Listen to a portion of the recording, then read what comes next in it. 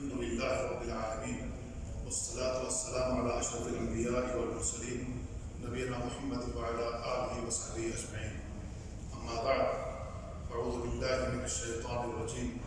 وما آتاكم الرسول فخذوه وما نهاكم عنه فانتهوا واتقوا الله إن الله شديد العقاب. برادران اسلام، بزرگ اسلامی بھائیوں، آج صرف ایک حدیث بیان کروں گا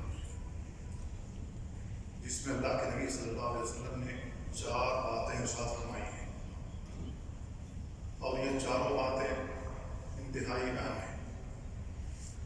اس حدیث کے راوی علی رضی اللہ تعالیٰ عنہ ہیں، وہ بیان کرتے ہیں حدثنی رسول اللہ صلی اللہ علیہ وسلم باربع کلمات۔ اللہ کے نبی صلی اللہ علیہ وسلم نے مجھ سے 4 باتیں ارشاد فرمائی ہیں۔ لعن اللہ من ذبح لغیر اللہ، اللہ تعالیٰ اس شخص پر لعنت کرے جس نے غیر اللہ کے لیے جانور ذبح کیا۔ ولعن اللہ من لعن والدیہ، اللہ تعالیٰ اس شخص پر لعنت کرے جو اپنے والدین پر لعنت کرتا ہے۔ ولعن اللہ من آوى محدثا، اللہ تعالیٰ اس شخص پر لعنت کرے جو کسی بدعتی کو پناہ دیتا ہے۔ ولعن اللہ من غیر منار الارض، اللہ تعالیٰ اس شخص پر لعنت کرے جو زمین کے نشانات کو تبدیل کر دیتا ہے۔ یہ 4 باتیں ہیں، 4 امور ہیں، 4 اعمال ہیں جن کے سر انجام دینے سے اللہ کے نبی صلی اللہ علیہ وسلم نے اس کے کرنے والے پر لعنت فرمائی ہے۔ لعنت کا مطلب یہ ہے کہ اللہ کی رحمت سے دور ہو جانا۔ نبی کریم صلی اللہ علیہ وسلم دعا کر رہے ہیں ان 4 لوگوں کے لیے کہ یہ اللہ کی رحمت سے دور ہو جائے۔ ہم سب جانتے ہیں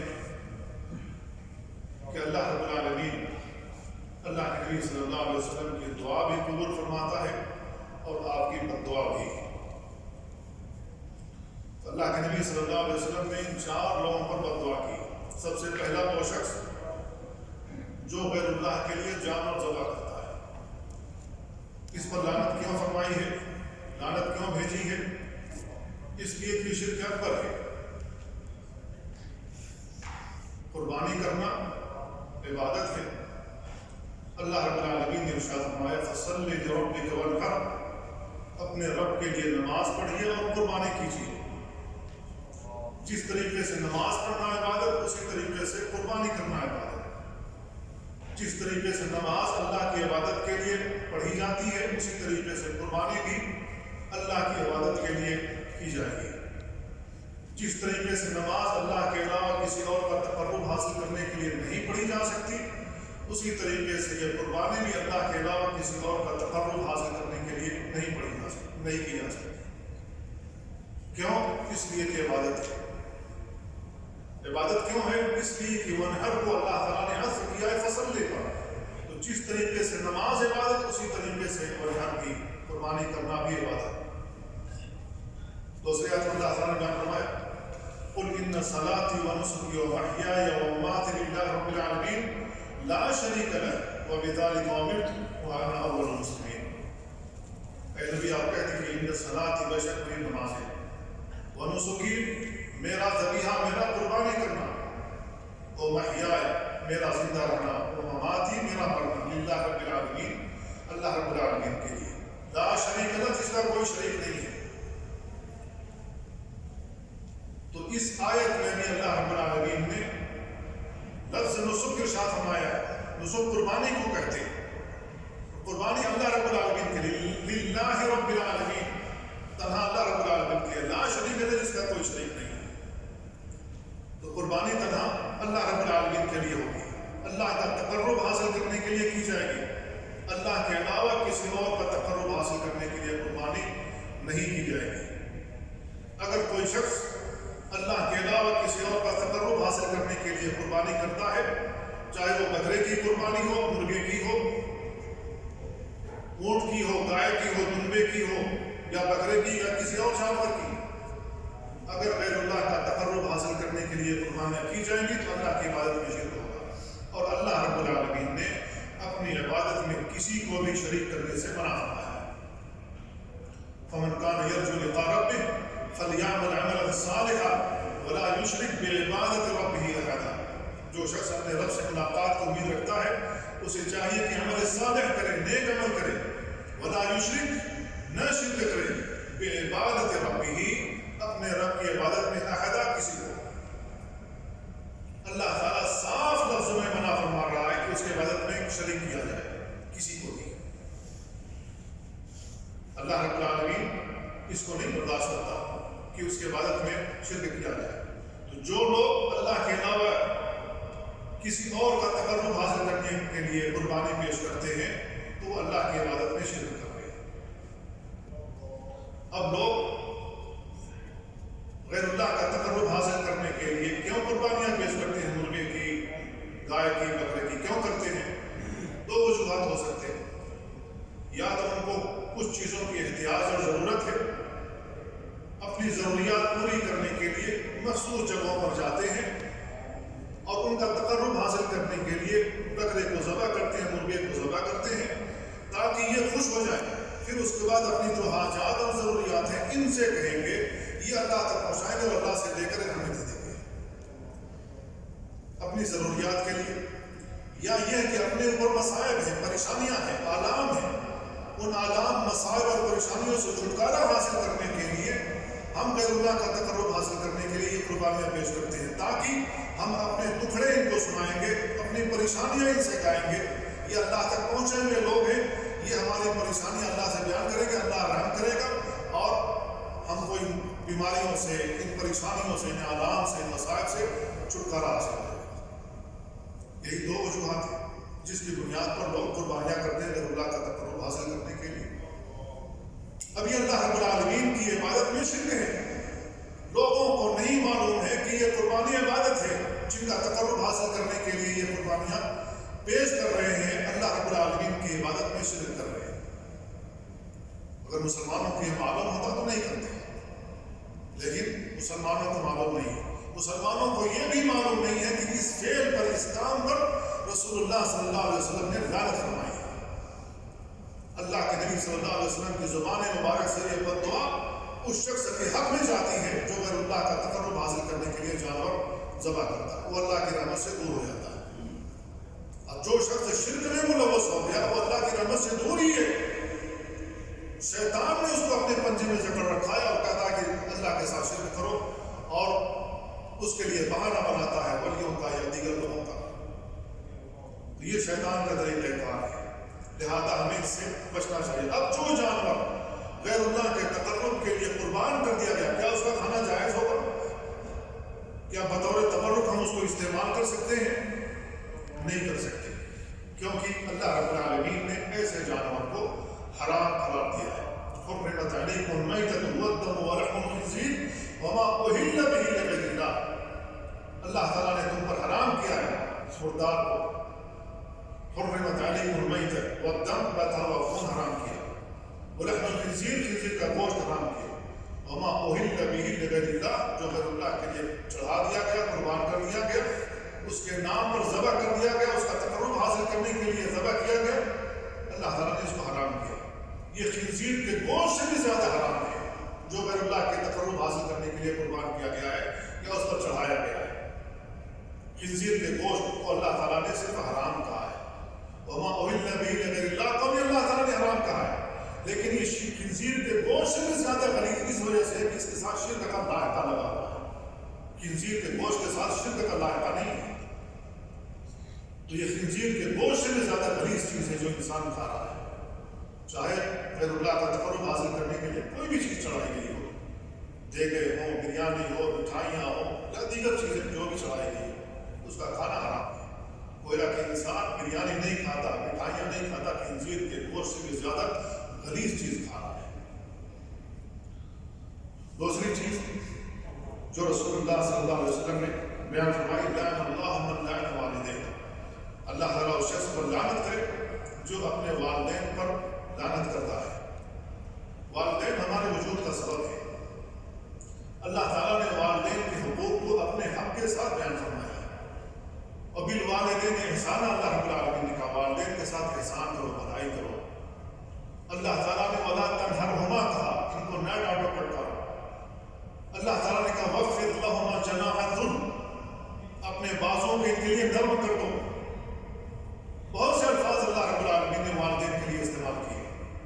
ساتھ بھلائی کرنے کا اللہ تعالیٰ نے حکم دیا.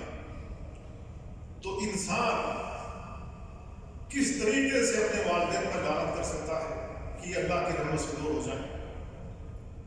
کیوں بندہ اپنے والدین پر لعنت کرے گا کہ یہ اللہ کی رحمت سے دور ہو جائے؟ کیا وجہ ہو سکتی ہے؟ تھوڑا سا غصہ ہو سکتا ہے، ناراضگی ہو سکتی ہے، اس کی وجہ سے کیا والدین کو اللہ کی رحمت سے دور کر دیا جائے؟ نہیں. اللہ کے نبی صلی اللہ علیہ وسلم نے ایسے لوگوں پر لعنت فرمائی ہے. ایک حدیث میں اللہ کے نبی صلی اللہ علیہ وسلم فرماتے ہیں الکبائر شتم الرجل والدیہ، کبیرہ گناہوں میں سے یہ ہے کہ کوئی شخص اپنے والدین کو گالی دے. قالوا یا رسول اللہ، صحابہ نے کہا اللہ کے رسول، وَهَلْ يَشْتِمُ الرَّجُلُ وَالِدَيْهِ، کیا کوئی اپنے والدین کو گالی دے سکتا ہے؟ قال نعم، آپ نے بیان فرمایا ہاں. يَسُبُّ أَبَا الرَّجُلِ فَيَسُبُّ أَبَاهُ، یہ اس کے والد کو گالی دیتا ہے، یہ اس کے والد کو گالی دیتا ہے. فَيَسُبُّ أُمُّهُ فَيَسُبُّ أُمَّهُ، یہ اس کی ماں کو گالی دیتا ہے، یہ اس کی ماں کو گالی دیتا ہے. اللہ کے نبی صلی اللہ علیہ وسلم نے اس کو گناہ کبیرہ شمار کیا، اس کو گناہ کبیرہ قرار دیا. اور مومن کی صفات میں سے لعن طعن نہیں ہے، مومن کی صفات میں سے لعن طعن کرنا نہیں ہے. اللہ کے نبی صلی اللہ علیہ وسلم نے ارشاد فرمایا لیس المؤمن بالطعان ولا باللعان، مومن نہ طعنہ سے نہیں کرتا ہے نہ لعنت کرتا ہے، یہ مومنوں کی صفات میں سے نہیں ہے. تو اس کا مطلب یہ کہ جو لعن طعن کرتا ہے اس کے اندر کسی اور کی صفات موجود ہے، لہذا ہمیں اس سے بچنا چاہیے. فیس بک پر یا دیگر جو ہمارے پاس پوسٹیں آتی ہیں اس میں صاف ایسے لکھا ہوتا ہے جو شخص اس پوسٹ کو فارورڈ نہ کرے، اس کو شیئر نہ کرے، اس کے اوپر لعنت ہو. اتنی لعنت، کروڑوں لعنت لکھی ہوئی ہوتی ہے. بھائی کیوں لعنت بھیجی جا رہی ہے؟ فالتو میں کیوں لعنت بھیجی جا رہی ہے؟ نبی کریم صلی اللہ علیہ وسلم کی ایک حدیث آتی ہے، آپ نے بیان فرمایا لعن المؤمن کقتل، کسی مومن پر لعنت کرنا اس کو قتل کرنے کی طرح ہے. کیوں؟ اس لیے کہ جو الفاظ نکلتے ہیں لعنت کے، یہ اللہ کی رحمت سے دور ہو جائے. اللہ رب العالمین نے جو اس کو قبول فرما لے گا اور یہ انسان اللہ کی رحمت سے دور ہو گیا تو یہ بے موت مارا جائے گا، بلا وجہ مارا جائے گا، بلا وجہ پریشان ہوگا. کیوں؟ اللہ رب العالمین نے قبول فرما لیا. تو یہ لعنت کا تیر کسی انسان پر جا کر لگتا ہے تو اللہ کی رحمت سے دور ہو جاتا ہے. اسی وجہ سے رسول اللہ صلی اللہ علیہ وسلم نے اس کو قتل سے تعبیر کیا کہ ایسا انسان ہو یا ایک مومن کو قتل کر رہا ہے. اس لیے لعنت نہیں کرنی چاہیے نہ اپنے اولاد پر نہ کسی مسلمان کے اوپر. اللہ کے نبی صلی اللہ علیہ وسلم نے 4 لوگوں کو اگر لعنت کی، اس کا مطلب یہ کہ معاملہ گمبھیر ہے. اس کا مطلب یہ ہے کہ یہ معاملہ کوئی ہلکا پھلکا نہیں ہے، معمولی نہیں ہے. اللہ کے نبی صلی اللہ علیہ وسلم نے ایسے لوگوں پر لعنت کی. اللہ کے نبی صلی اللہ علیہ وسلم کی حدیث آتی ہے ملعون من سب والدیہ، وہ شخص ملعون ہے جو اپنے والدین کو گالی دیتا ہے. لہذا ہمیں ایسے اس سے بچنا چاہیے. ایک اور حدیث میں آتا ہے ان اللعانین لا یکونوا شہداء ولا شفعاء یوم القیامہ، جو لعن طعن کرنے والے ہیں، لعنت بھیجنے والے ہیں، یہ قیامت کے دن نہ تو کسی کی سفارش کر سکیں گے نہ کسی کے لیے گواہ بن سکیں گے. اللہ رب العالمین سے یہ حق چھین لے گا. تو لہذا ہمیں لعن طعن کرنے سے بچنا چاہیے. تیسری چیز، اللہ کے نبی صلی اللہ علیہ وسلم نے ایسے لوگوں پر لعنت کی ہے جو کسی بدعتی کو پناہ دیتا ہے. بدعتی کون ہے؟ جو بدعت پر عمل کرتا ہے. بدعت کیا ہے؟ جو کام رسول اللہ صلی اللہ علیہ وسلم نے نہیں کیا، آپ نے نہیں فرمایا، آپ کی زندگی میں کسی صحابی نے اس کے مطابق عمل نہیں کیا اور اس کو دین سمجھ کر کیا جائے تو یہ بدعت ہے. اور جو کام بدعت ہے عمل کرنے والا بدعتی ہے. اب اسی کے بالمقابل سنت آتا ہے. سنت کیا ہے؟ جس کو رسول اللہ صلی اللہ علیہ وسلم نے کیا ہو، آپ نے فرمایا ہو، یا آپ کی زندگی میں کسی صحابی نے عمل کیا ہو اور اللہ کے نبی صلی اللہ علیہ وسلم تک وہ بات پہنچی ہو، اللہ کے نبی نے منع نہ کیا، یہ کام سنت ہے. تو اللہ کے نبی صلی اللہ علیہ وسلم کی سنت پر عمل کریں گے، بدعات سے دور رہیں گے. اللہ کے نبی صلی اللہ علیہ وسلم کی حدیث آتی ہے کہ جب آپ میدان محشر میں حوض کوثر پر جلوہ افروز ہوں گے، لوگوں کو حوض کوثر کا پانی پلا رہے ہوں گے، جہاں پر تاروں کی تعداد میں آپ خورے ہوں گے، جس کا پانی برف سے زیادہ ٹھنڈا ہوگا، دودھ سے زیادہ سفید ہوگا. شہد سے زیادہ میٹھا ہوگا. جو شخص ایک مرتبہ پی لے گا پھر اس کو پیاس نہیں لگے گی. یہ اس پانی کی صفت ہے.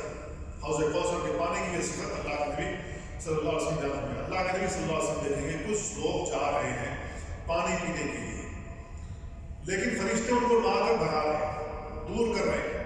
اللہ کے نبی صلی اللہ علیہ وسلم ان کو پہچان لیتے، کہتے ہیں میرے امتی ہیں، کیوں ان کو بھگایا جا رہا ہے، کیوں دور کیا جا رہا ہے؟ وہ فرشتے کہتے ہیں انک لا تدری ما احدث بعدک. اللہ کے نبی آپ کو نہیں معلوم ہے کہ آپ کے بعد انہوں نے دین میں کون کون سی نئی باتیں ایجاد کی تھی. ہمیں معلوم ہے، اس لیے ہم بتا رہے ہیں. اللہ کے نبی صلی اللہ علیہ وسلم یہ کہہ کر خاموش نہیں ہوں گے کہ چھوڑ دو، میرے امت کے لوگ ہیں، میرے عاشق رسول بڑا نعرہ لگاتے رہے، چھوڑ دو کوئی بات نہیں. اللہ کے نبی راضی نہیں ہوں گے. آپ بیان فرماتے ہیں کہ سحقاً سحقاً لمن غیر بعدی، ایسے لوگوں کو دور کرو جنہوں نے میرے بعد میرے دین میں تبدیلی کی. تو یہ بدعتی انسان مجرم ہے، دین میں فساد کرنے والا ہے. جو چیز دین نہیں، دین کا کام نہیں تھا، جو چیز دین نہیں تھی اس کو دین بنا بیٹھا، جو کام دین کا نہیں تھا اس کو دین سمجھ بیٹھا اور لوگوں کے سامنے عمل کرتا رہا، لوگوں سے عمل کرواتا رہا. تو یہ مفسد ہے، دین کے اندر فساد برپا کرنے والا ہے. اسی وجہ سے رسول اللہ صلی اللہ علیہ وسلم نے ایسے لوگوں کو لعنت کی ہے.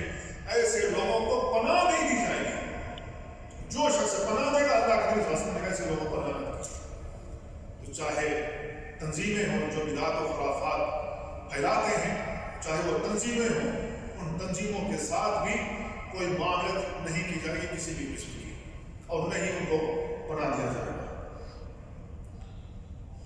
چوتھی چیز، اللہ کے نبی صلی اللہ علیہ وسلم نے فرمایا لعن اللہ من غیر منار اللہ. اللہ تعالیٰ اس شخص کو لعنت کرے جو زمین کے نشانات کو تبدیل کرتا ہے. زمین کے نشانات کا مطلب یہ ہے کہ کسی کی زمین ہے، بازوں میں اس کے کسی بھائی کی بھی زمین ہے، بیچ میں کھوٹا گاڑ دیا گیا ہے یا نشان لگا دیا گیا ہے یا لوہا لگا دیا گیا ہے، یہاں سے اس کی زمین، یہاں سے اس کی زمین. یہی اسی کے ذریعے سے فرق ہوتا ہے. اب کوئی شخص جو بدنیت ہو وہ اس کو اکھاڑ دے اور اکھاڑنے کے بعد میڑے کاٹنا شروع کر دے تاکہ اپنی زمین میں اور اضافہ کر لے، تو یہ زمین کے نشانات کو تبدیل کرنے والا ہے. لوگوں کا حق مارنے کے لیے زمین کے نشانات تبدیل کرتا ہے. اسی کے اندر یہ بھی شامل ہے کہ حکومتی یا غیر حکومتی سطح پر جو لوحات لگائے جاتے ہیں، جو بورڈ لگائے جاتے ہیں کہ یہاں سے اتنے کلومیٹر کے بعد فلاں گاؤں ہے، فلاں محلہ ہے، یا اس طرف جانے سے فلاں محلہ ملے گا، فلاں گاؤں ملے گا، فلاں شہر ملے گا. اب کوئی شخص اس کا الٹا لکھتے ادھر جاؤ. اب انسان پریشان ہوگا، یا ادھر جانے کے ادھر جا رہا پریشان ہوگا. اس کی خطورت کو آپ سمجھیں کہ کتنا خطرناک عمل ہے کہ آدمی کو جانا ہے پچھم، چلا گیا پورب. کس قدر پریشانی کو انسان مبتلا ہوگا. اللہ کے نبی صلی اللہ علیہ وسلم نے اسی خطورت کے پیش نظر ارشاد فرمایا کہ ایسے لوگوں پر اللہ کی لعنت ہو جو زمین کے نشانات کو تبدیل کرتے ہیں. اور اسی میں یہ بات بھی شامل ہے کہ کاغذی جو کارروائیاں ہوتی ہیں، کاغذی کارروائیوں کو کاغذ میں نام تبدیل کر کے کسی کی زمین اپنے نام کر لے، یہ بھی زمین کے نشانات کو تبدیل کرنے والا ہے. تو یہ 4 امور ہیں جن پر رسول اللہ صلی اللہ علیہ وسلم نے لعنت فرمائی ہے. لہٰذا ہمیں ان امور سے بچنا چاہیے تاکہ ہم اللہ کے نبی صلی اللہ علیہ وسلم کے لعنت کے مستحق نہ بنیں اور ہم سنت کے مطابق عمل کرتے جائیں تاکہ اللہ تعالیٰ ہمارا ہر عمل قبول فرمائے. وصلی اللہ وسلم علی نبینا محمد وعلی آلہ وصحبہ اجمعین. والسلام علیکم ورحمۃ اللہ.